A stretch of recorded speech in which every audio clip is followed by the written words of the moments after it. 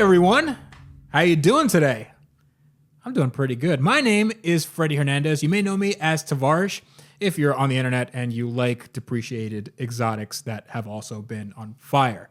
This is my partner in crime, Mr. Andrew Howell. Wait, does that make me a depreciated exotic that's been on fire? Only if you want it to be. I'll think on that. Okay. All right. Anyway, so how you doing today? Hey. Good. All right. Yeah. It's like, hey, what's up? Good. How you doing? Yeah. Enjoy your meal. You too. Socially crushing moments. Yes.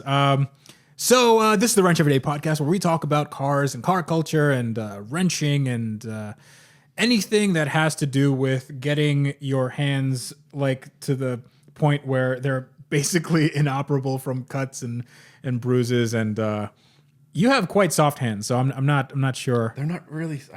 I'm just smart enough to wear mechanics gloves. That's true, but I have mechanics gloves, but they are soaked to the core with fluids, like let's just say fluids. And well, what you do outside of your garage is your prerogative, but might be inside the garage too. Let's not. Have you heard of a washing machine? I have. Pray tell, what is this washing machine? Do tell. What is this machine that washes? So, fun fact, I actually, I've been talking to the guys at Dip Your Car. Okay. Fonzie from Dip Your Car. And we've actually been talking about maybe doing a branded cleaning solution for hands. Okay. So I'm not sure. This is like just in the talking phases. I'm not sure if that's even going to be a thing, but it would be pretty cool to have sort of Wrench Everyday branded stuff, right? Yeah, that'd be kind of cool. So wash every day. I mean, as let's play it by ear. Okay. I don't want to commit to washing every day. Dip your hands in soap. Dip your hands. That's dipyourhands.com. Whoa, that does not sound right. Anyways, so anyway, yeah, how you been, man? You been working on your Ford Focus ST? not really. No. You're a man of few words. Anybody ever tell you that? So I know that you've had a few things done to your car, or you've done a few things to your car. I have. And you still have a few things left to do. I know you have some mods. What do you have left to do? What I have left to do pretty much right now is just I have a blow-off valve that I would like to toss on there. So what is that blow-off valve blowing off? It blows off excess pressure. Okay. So But yes, it's a 50-50. Okay, so meaning that I could set it to either atmospheric dump, which is one of my favorite things to do, or recirculation, which is something that I do involuntarily. Talking about my blood. I mean, atmospheric dumps are also something you do involuntarily. Let's be honest. I try to savor them, though. Yeah. It's the little things in life that make you smile. Can we please make a shirt that says "Savor your atmospheric dumps"? There'd be like 3 people who know what that means. All 3 of them. Yes. So for those of you who don't know what a blow-off valve is, most people know what a blow-off valve is. When you have a turbo car and they have that cool little Fast and Furious. Some people don't think it's cool. I think it's cool. I think it's cool. But it has like the Fast and Furious noise when you let off the throttle. Yeah. So that's really cool. That's what a blow-off valve does. There's excess pressure in the system when you shut that throttle valve closed. So all that pressure from the turbo has to go somewhere, and it goes out this valve just so it doesn't smash back into the turbo.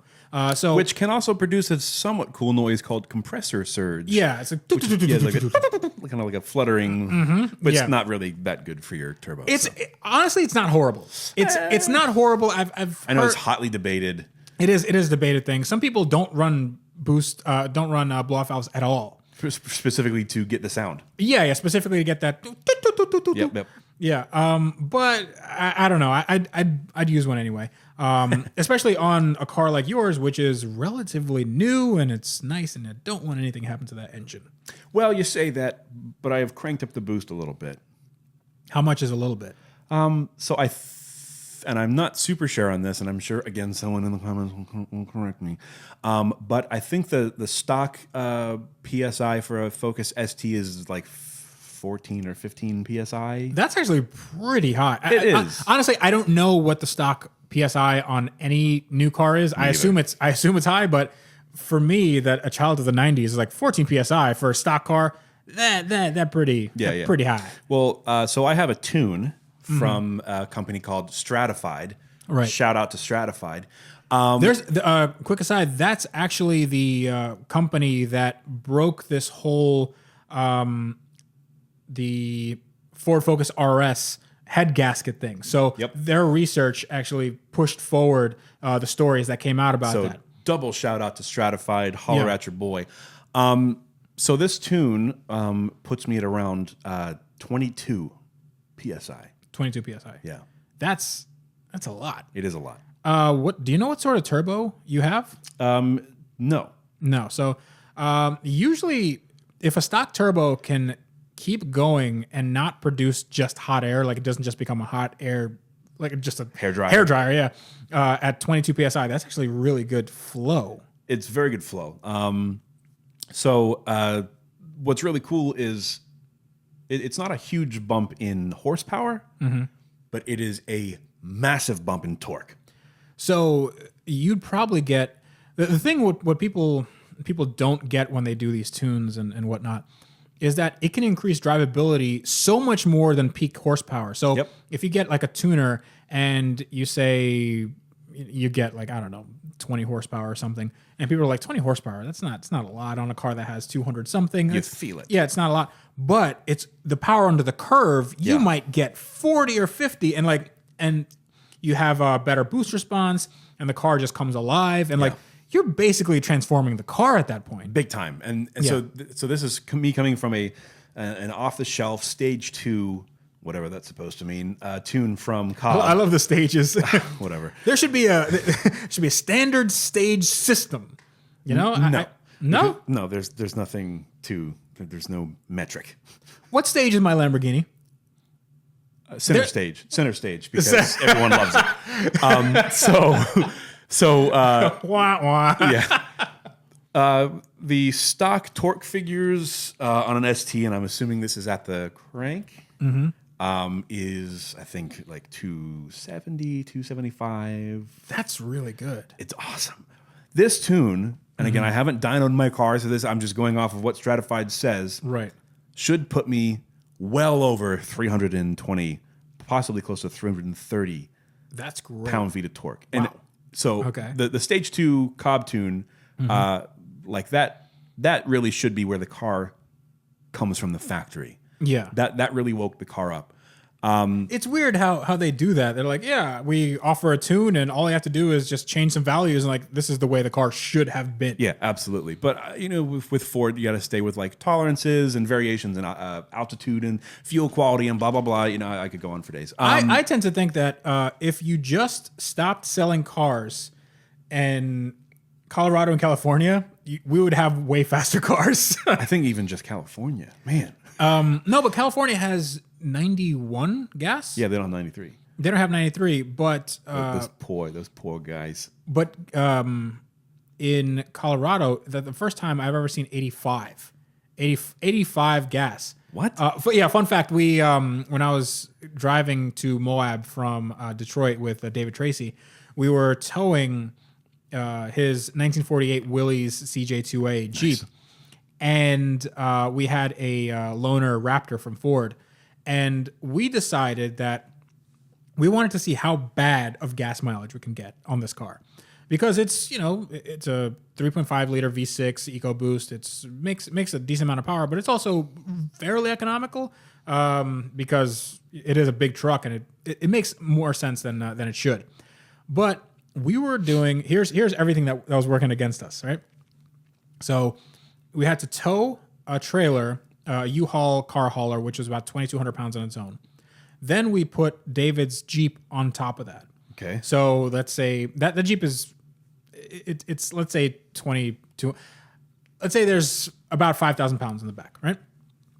Now We also have about 1,000 pounds worth of tools and parts in the bed. Wow. We had another, let's say, 500 or something inside the car. We had tools, and this was the most haggard car, the most haggard Raptor in existence. Like, Shout out to Haggard Garage. no, not even that. Like, this was the most. If Ford saw, like, if Ford just stopped us in the middle and like, hey guys, what's up? What's going on? And then just like looked inside the car, like, oh my god, you have to pay for this. You're gonna have to pay for it. Like, this car is pretty destroyed. I hope that David cleaned it before he gave it to them, because that needed a priest. But so we had all that going for us, and then we had a high altitude mountain pass, which is just death. Yes. For usual car, for power and whatever, because the air gets thinner, there's less to actually combust. So we were doing, I think it was like 8,000 or 10,000 feet, something like that elevation. We had to go over the mountains to get into Utah. Over the river and through the woods to Grandma's house you went? Yes. So we decided to fill it up with 85. So we filled it up with 85. We were towing a lot. We had a lot in the payload, and it was me and David in the car, so plus our weights. And this thing was, at one point, I got 2 MPG when we Wow. yeah, 2. I think that's the most American gas mileage I've ever heard. It was, but honestly, it wasn't that bad. All those things that, like, if this happened to my truck, my diesel truck, even though there's not really grades of diesel, I would not have 2 MPG. I would measure it in yards. GPM. 2 GPM. Yeah, exactly. 2 GPM. So it's really a testament to Ford. We also ended up sleeping in the car because we drove from Denver to we're going to Utah, and we had a meetup with some Jalopnik readers, and then after the meetup, we still had to drive like 5 hours in basically pitch black over the mountains, and we were like exhausted because we had just pulled the head in a parking lot in Denver. Off of the Jeep? Off of the Jeep, yeah, because it was having some issues. So we had to pull the head off the parking lot. We got a new head gasket, and we put the head gasket on, and we put everything else on, and the Jeep still didn't start, and then we had to... But you had it on a trailer. Yeah, we had it on a trailer. So why did you have to do a head change or head gasket Because change? the point was to drive the thing to Moab. The Jeep? The Jeep. So we drove... so it started in Detroit, and the point was to drive this thing from Detroit to Moab, and the fun part about it is it didn't have any overdrive. So the maximum speed of this car was around 38 miles an hour. Why were you doing this? What? Because it's fun. What's wrong with you guys? It's fun. So it was 38 miles an hour, and it took us probably 8 to 10 hours to do 300 miles. So we were doing that. Sense. So we were driving literally for probably 12 or something hours a day, maybe more, for 7 days straight. And it got tiring. It was an interesting drive. I was tailing behind him. Imagine you tailing across the country somebody who's going 38 miles an hour. Yeah, but you said just a few seconds ago that it was fun. It was fun. So it's one of those the thing that Matt Farah says, like, it's fun when it's over. When you're in it, I had a lot of podcasts and whatever. I can imagine David was probably he said he was having fun, but listen, he has no radio in that. He has this car was from 1948. It barely even had seats. I remember his stuff started falling out because we were going. We mapped this thing out so it didn't go towards the highway, because if you went on the highway, you're doing 35 miles an hour. You're Obliterated. Yeah, you're gonna get obliterated. Like, you're just gonna die. Yeah. And so if you're doing it on a back road, you're gonna have like 30 people behind you. So one of them's gonna run up on you, shoot you. You're gonna get obliterated and die. Sure, but we just did back roads. And we got to see a lot of the country. It was really cool. Kansas is really beautiful, actually. I'm here for that. Yeah, Kansas is amazing. Utah is amazing. Denver is, Colorado. The state of Denver is also amazing. Yes. That's that American school system for you, everybody. I really enjoy being out west. Yeah, it's really nice. We actually met up with Tyler Hoover. He had a Freddy Steak Burgers joint over there, and we met up with him, and he actually helped us patch a tire, which was really cool. Awesome. But that was an interesting trip. But the car blew up at some point when we were in Kansas. We were about an hour from the Kansas border. The Jeep? The Jeep. And the Jeep just kind of exploded. So we were driving, and then David, he just hears a boom. Like, it was probably 1 a.m, something like that. And he just hears a boom, and he just goes off. And it's like, what's going on? And everything looks fine. The car just won't turn on anymore. Like, oh crap! So we have to push it onto the trailer, and this is pitch black in Kansas cornfields at 1 a.m. Like Jeepers Creepers style. well, not even that. Like, some trucker might not see, like some tired trucker might not see you. Yeah, I'm more worried about the Jeepers Creepers guy. Or that what's that Paul Walker movie, Candy Cane? The trucker. Fast and Furious. I thought we had a good rapport going. We can finish each other's sandwiches. No. We had some. It was a little sketchy getting it on the trailer, but we started little roadkill action style sorta trip. So after that, we started because David doesn't want to. He doesn't like to half-ass things. If he goes in with his whole ass. So what we did was the next stop. I think we took a day, and we ended up taking the entire car apart in a Walmart parking lot. Like the entire engine, the oil pan, I don't think we pulled a crankshaft, but we definitely pulled a head, and that has it was a flat head. So Okay. the head just comes off with a bunch of bolts. Some of them weren't the original bolts, but the head came off. Exhaust manifolds, all that stuff. We checked the valves. All that seemed fine. Like I thought that we were gonna see some carnage when we popped the valve cover, not the valve cover, the oil pan. We didn't see anything. And then we were like racking our brains, like thinking, what could it be? We looked at the timing, and like that looked all correct. It wasn't shear or anything. And then we were like racking our brains and like, screw it, we're just gonna go to Moab.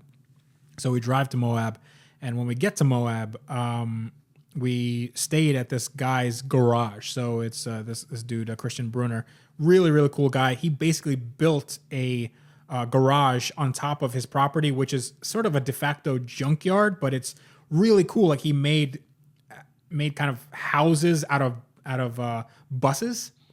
So, but I mean, he doesn't live there, but it's like kind of like a playground, Like a retreat type of deal. kind of, yeah. So we slept in his garage, and he has it's like a 2-story garage where he made a second story completely out of RV frames. And everything's DIY, dude. That sounds amazing. It's awesome. And kind of sketchy, but I'm here for it. It is, dude. It is. I mean, it's windy in Utah, and at night you can hear the thing kind of moving around. But it's just the best. Hopefully, I'll be invited at some point again. But so we stayed there, and we're still thinking about what it could be. We take the car apart, and then I think it was either David or me or whatever. And we look at the timing gear, like, dude, this thing is like spun. Like, the timing gear is actually spun. The thing is, on those Jeeps, they used a nylon timing gear. It wasn't metal or anything like that. There was one part metal and one part was nylon, and it was like a cloth type backing. And what had happened was, I think after a while, maybe it was a backfire or something, and the bolt that was holding it on, it actually, like, there's a part that was holding it on. I think the glue, like, I don't know, got too hot, and it just spun like that. And it looked, on its face, it looked fine. But then we took it apart and like, oh, that's your problem. Wow. So we had to find a nylon timing gear. So that was a little hard. We enlisted the help of Rick Payway from Motor Trend, and Fred Williams from Dirt Every Day. They all tried to help. We ended up finding a nylon gear, which was sent to an AutoZone 2 hours away. So we had to drive to. Oh, man. No, it was. I think it wasn't in Denver, but it was on the Colorado state, like, borderline, and we had to drive 2 hours there, 2 hours back, and just to get this thing running. By the time we got it in, got the car running, and then we went for like a midnight trail ride, which was really cool. Like you can imagine, we're like, tired, but it was really cool. This car could scale anything. It was really not anything, but it was really, really capable. And I didn't need a ton of power, and it just went up these hills like nothing. We did have a problem where the headlights, the wiring for the headlights broke, and I think it burned out a fuse. So at some point, we had to ditch the Raptor because the Raptor it wouldn't go over these rocks because it was too long. And the Raptor has a rock crawler mode, and I was like, yeah, I'll put a rock crawler mode. I'm like, I'm gonna leave the car here. Yeah. We're gonna take the Jeep. Then the Jeep headlights went out, and I had to use the flashlight to guide our way because we were literally in the middle of Utah with nobody around. Oh yeah. And we're just on a trail, and there are cliffs. Like there are literal cliffs. Like if you walk, 5 feet this way, you'll fall off a cliff. So that was fun. And David got pulled over by the police on the way back because he didn't have headlights. Because I think I was tailing him or he was tailing me, and we decided that it would be more safe if he tailed me because I had headlights. Right. And he had the brake lights. He had the brake lights, right? But the cops with your powers combined. Exactly. We have one car. Yeah. One whole car. Yeah. So he got pulled over by the cops. So the cops let him go. They're like, just be careful, which was pretty cool of them. But yeah, that was super sketchy. But fun fact, I've been to Moab twice. I've never actually driven on a trail. I've always been driven in. Like I went the first year with Andrew Collins and David Tracy, and we had David had his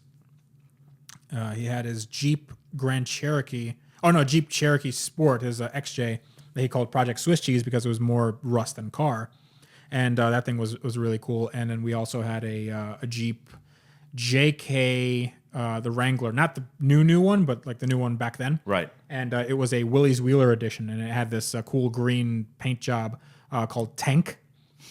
And what we did, and this kind of pissed Jeep off a little bit. Like you can tell that the PR guys didn't really like what we did, but we did it anyway. So Andrew had this really good idea. He was like, Jeeps are historically, you could take the windshield off. Yeah. Like, or at least roll it down. Or like fold it down, right? And this Jeep, you technically could do it, but it's not really to be done. It's like the Chris Rock bit. Like you could drive a car with your feet. That doesn't mean that that's the way you do it. So we actually ended up doing this as a video, and it's on my channel. When back a million years ago, and it's us taking off the windshield and not just folding it down, because if we fold it down, the windshield itself is quite heavy. And if you're on the trail, that thing is like big and it's bowed. And that seems like kind of a liability unless you like strap it down really well. But then the glass would crack, Right. So we figured there's only like 4 bolts holding this thing on. Why don't we just take off those bolts? And we put this windshield somewhere. We take the top off, and like this thing is basically just a cruiser. Like it's awesome little thing. So we did that. And by the way, that car is way faster without all the top. Oh, I'll bet. Oh yeah. The only thing is, it was incredibly cold driving back home in the darkness with no windshield. So we had to wear goggles, and then it was so cold that we had sweaters, like sweatshirts, and we had to pump hot air into the sweatshirts, which were like basically duct taped to the vents. So the vents would like burn your hands, but the rest of you are freezing. So you get this weird, like your torso was sort of okay. It was so bad. And we had a lot of dust burns and whatever, but it was, again, it's fun when it ends. Yeah. In the moment, probably wasn't the most fun. But again, this is kind of adventures that you sign up for. Oh, absolutely.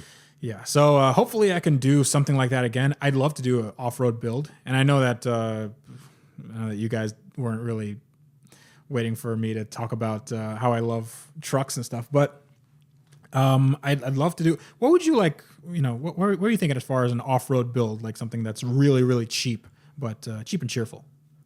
For off-road builds, well, you know that I like one of my life goals is to do the Gambler 500. Man, I don't. So the Gambler 500 is a sort of a lemon style race, but it goes. Does it go specifically off-road, or is there like off-road and on-road portions? I think it's only off-road. Okay, so the Gambler 500, is it 500 miles, or is it like, because it's supposed to be like $500, but then they play really fast and loose with those rules. Yeah, basically there are no rules. Yeah, so like Outback. No rules, just right. It's the Outback of car rallies. I think that a fun off-road build would be to do just a Subaru, any Subaru. A Subaru. So Subarus don't really have that great off-road ability unless you're talking about something lifted like the Outback or Forester or whatever. Those are pretty good. Right, and that's the whole point is like you want to get something that's not necessarily meant to do off-road. Like I know that I've seen people do it in like Toyota Corollas. Oh yeah, that's when you don't care. I mean, yeah. The Smoking Tire did. Have you seen that the movie All Cars Go to Heaven? So No, I don't think I have. I haven't seen that yeah, yet. you should watch it. So shout out to Matt Farah and Zach Clapman and Tom Morningstar, and they did a really, really good job, and Thad too. So the whole point of the movie was they have to get to somewhere, and I'm not sure if it was the first or second one when they went off road. Might be both of them, but in one that tells you how good my memory is. But they bought a Jeep, like a Jeep XJ, a regular Jeep Cherokee. Okay. And it was lifted, and I think they paid, I don't know, like $4,000 for it or something. And Cheap for a Jeep. sort of. I mean, you can get real crap boxes. And this has been. It wasn't a clean car by any example. Like it was a pretty ratty mess, but it had all the sort of right bits. So they took it on this off-road trail and they just beat the heck out of it. They just ripped it to shreds. But by the second day, I think the wheel bearing had like fallen off or something. It was making this really weird grinding sound, and then they ended up selling it to a shop, like a local shop, for like $500 or something. They lost a ton of money in one day. So then they said, we have to finish this somehow, because I think they had a Jeep Grand Cherokee press car, which had no problems at all. I think it had like a flat tire at one point, but that's it. And they said, we have to finish this somehow. So they ended up buying a Toyota Tercel. And they're like, we're going to off-road this thing. Yes. That car was amazing off-road. It was the stuff that they did with this car. They were like, they did not care at all. You know what would be really sick? What? With like raised suspension and like rally lights and stuff? What? A Paseo. A Paseo would be really nice. That would be awesome. Yeah. Super short wheelbase. Are they like? I think they're like 1.5 liter. I can't remember what the engine was. But man, those things are really cool. That would be so sick. Did they ever make a racing Paseo, like a Castrol Paseo? Probably not. I'm pretty sure that. I mean, they made racing versions of everything, like the MR2 and Supra and all that stuff. The Paseo, I think it has to be in that weird category where there has to be some motorsport pedigree somewhere. Yeah. If any of you guys own a Paseo and you have raced it, then you can email us at iWrenchEveryday and say Andrew is wrong. So yeah, Paseo would be actually pretty cool. You gonna throw that on me? I'm because you said you don't know. Yeah, I think, I did. I said I don't know. I didn't say that. There you wasn't. said no Paseo has ever raced anywhere. When did I say that? We can roll back the tape. We're not going to roll back the tape. So yeah, I said I don't think so. Oh, okay. Well, listen. So what you're saying is, oh God, true internet conversation. Yes. So yeah, the Paseo would be really cool. So it would be really cool. Or one of those old Toyota vans that had the motor under the driver's seat, and you really couldn't tell like which end was front or back, only because it would be terrifying of how high-centered that is. So you're not talking about the Previa. You're talking about the No. Previas are awesome. That would be cool too, though. Off-road Previa, mid-engine supercharged V6. So it's a supercar. That was All Cars Go to Heaven 2. They did a Previa. Okay. And Previas are awesome. Previas are awesome. They're amazing. And yeah, they definitely did that. And I think it cracked its oil pan at some point and Nice. just crapped out a bunch of oil. But yeah, I know what Toyota you're talking about. It's I like don't know if they have a name. I think they were just called Toyota vans. I literally think that was the model name. What kind of Toyota? It's a van. Yeah, but you what go to the model? Toyota dealership Van? in 1989. Yeah. Like, I'd like the van, please. Would you like a color? Nah. Beige. That one's mine right there. What color would you like on your car? Khaki. Or my favorite word. With the color of my skin. My favorite word. Brown. You have to say the word brown. Brown. You have to give it that texture. It has to be a little brown. Brown.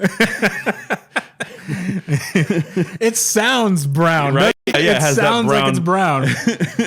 I want that 1987 Toyota van in brown.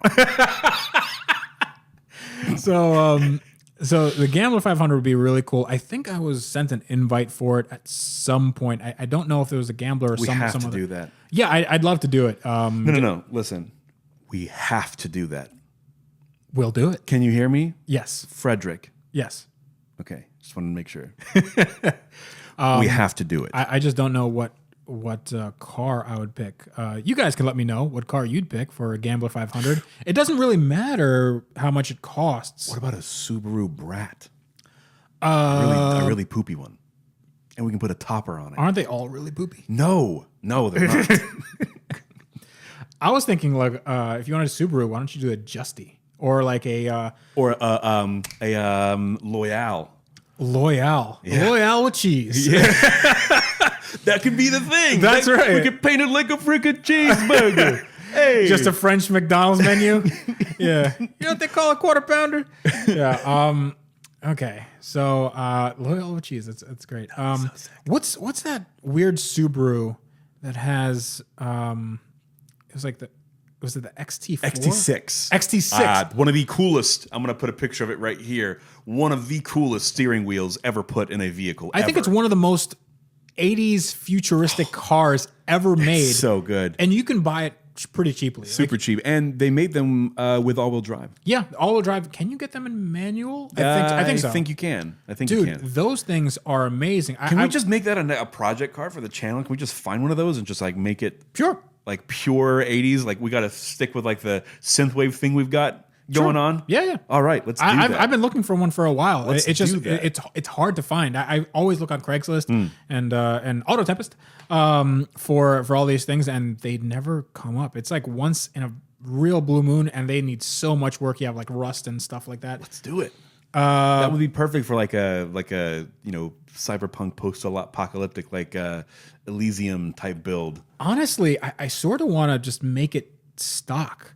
Like make it stock because I want to know what that car was like to drive because if you ever see the commercials for those, things, yeah, absolutely. It's the most 80s thing you've ever seen. So good. So good. Speaking of commercials, there's a really interesting commercial for the Ford Taurus. See, the Ford Taurus was a big deal for Ford. Huge. It actually turned Ford around. Yeah. Because Ford wasn't doing very well, especially with the K car from Chrysler and all that stuff. Is it the one with like it's a song about? Yeah. What is it? Ford is. It was For Us, Taurus. You never seen before. Yeah. Oh God, it's so good. It's amazing. Yeah. It also reminds me of a really awesome 80s car commercial. I think it was a Citroen car commercial with the singer Grace Jones. Okay. And it was her head as a robot coming out of the desert and her mouth like opened up really wide and the Citroen came out of her face. See, this is the only you can only have this with the cocaine fueled 80s. Yeah, absolutely. The CEOs that owned the Countaches and the Vectors and stuff. And absolutely. Like, I have an idea. No, it starts with, I have an idea. That's how it starts. They just burst into the meeting room. They're talking way too fast. Yeah, way too loud, way too fast. And then her head comes out of the desert and she's a robot and the car comes out of her mouth. But that in French. Might be in English. Who knows? Who knows? Her head is a robot and it comes out of the sand and the car comes out of her face. Oh, yeah. For Citroen. God. Do you remember the commercial for? I think it was a Nissan Maxima. It was a fourth gen Nissan Maxima, like I had, the mid '90s one, and it was the one where birds, like the pigeons, were talking to each other, and they were like fighter pilots. Yes. And they were trying to crap on cars. Yes. And they were like, I can't catch it type of thing. yeah, I can't catch it. Like, it's so stupid.